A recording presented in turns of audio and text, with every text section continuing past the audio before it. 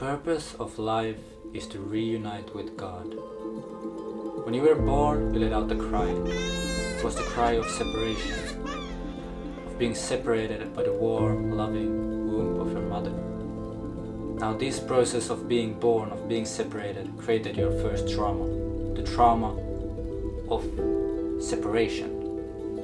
Now, ever since then, throughout your whole life, we're trying to heal this trauma. We're trying to find ways to go back into the womb. We're trying to find ways to unite with God, to unite with ourselves. Now we might do this through sex, through material things, trying to find material things that connect us with ourselves. But in the end, what we're looking for is love, because God is love. And realizing this is to realize that you are love. You are God. I am God. We are all God. We are all fractalizations of one perfect creator. And this is the purpose of life, to realize that you have never really been separated. The trauma of separation was an illusion. It was an illusion because you had to come back to learn. You had to come back to school because you didn't learn everything in the previous lesson. So now you're here learning. And so this whole life is a process of learning lessons of love, of learning how to love, of learning that you are love. And so coming back to Finland, I realized the Western society has completely forgotten the essence of life. The Western society is asleep. Europe is asleep. Finland is asleep. We become so distracted by monetary possessions, by illusory social statuses, that we completely forgotten who we are and what is really important in life. We teach kids at a young age that the most important thing is to have a nice car by playing with toy cars, and the kids in the kindergartens are fighting and pushing each other and saying, "I don't like you." No wonder the adults look like this. We completely forgotten what life is about. And so I felt I needed to share this message today because it's absolutely crazy. There is nothing more important than love.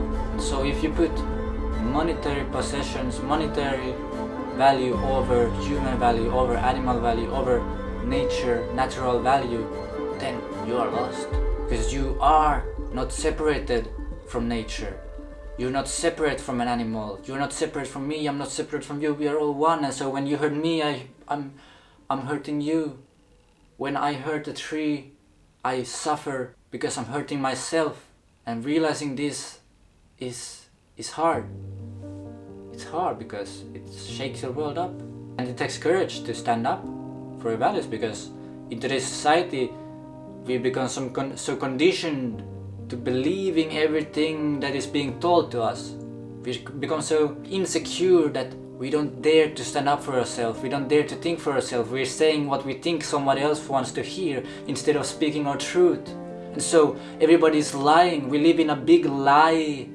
Everybody's just saying what they think someone else knows. How was your day? Oh, it was good. Oh, it's good. How's the family doing? Oh, it's doing good. Really doing good. And how's the day at work? Oh, I'm so good, you know. But inside, true, we are suffering because today the coworker didn't look in our eyes and he didn't smile, and we just lost without a heart. I spoke with a little girl in the kindergarten I'm working at. She told me, "I've lost my wings. My wings have become rotten. They've flown away with my heart and I don't know where it is anymore. I can't find my heart." She gave me her teddy bear and said, "I don't know his name anymore. I've forgotten his name." This is a symbol for the state of mind our society is at. We've forgotten who we are, we've forgotten our name, and we've lost our heart.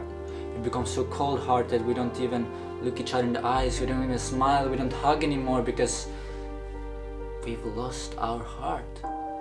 Our heart is blocked. We become distracted by monetary possessions, by illusions of social status. We become lost in this matrix of constant distractions, trying to focus our energy in the lower chakras, solely focusing on survival rather than thriving.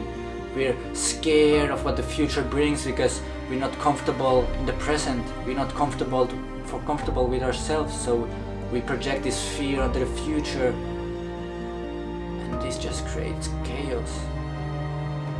The elders, the wisdom keepers, who traditionally are the ones who have the wisdom because they lived through this life, they asked the questions and they found their truth, and so they can lead, they can help the younger generations. They are completely lost. They have forgotten everything. People are sick, people are dying, people have heart attacks. We have completely forgotten the essence of who we are.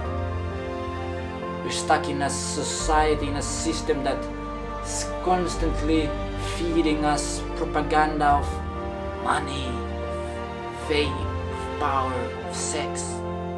No, we are lost, we are lost. And so when I say the purpose of life is to reunite with God, that is the grand purpose of all the universe. But each and every one of us come here to earth with our own sub-purpose. The reason why we came here is to learn a lesson, because we didn't learn everything we needed to learn in the last lesson, in the last life. And so we had to come back to learn, to remember what is really true. And so each one of us here today have our own purpose. And so I can't tell you what is your purpose. The only thing I can say is, to find your purpose, you have to be quiet, you have to listen, and you have to feel. The other day I was playing music with some friends around the fire, and my friend was playing this beautiful song, this beautiful melody on the guitar, singing such beautiful song. And then this other guy started playing the drum, totally offbeat, no sense of rhythm at all. And it just distracted me so much, I couldn't focus on the beautiful song because this drum was just banging in the background. And this is a metaphor for our society today. We have this beautiful song of God constantly playing, constantly saying, constantly telling us everything we need to know, guiding us through this maze, guiding us back home. But we cannot hear it if we are constantly distracted by news, by media, by pop music, by everything that is just distracting us. To hear the beautiful song of God, you have to be quiet, you have to listen, you have to sit down, breathe. Breath is the connection to the divine. Respirar en español. Andas. Ande. Den heliga anden. It's the Holy Spirit. Respirar. It's the Holy Spirit. To breathe is to connect to Spirit. And so when we breathe, we connect back home, we connect back to God, and remember. And so to find your purpose, you have to listen, because the guidance is there, but you have to trust yourself, you have to trust your heart, you have to love.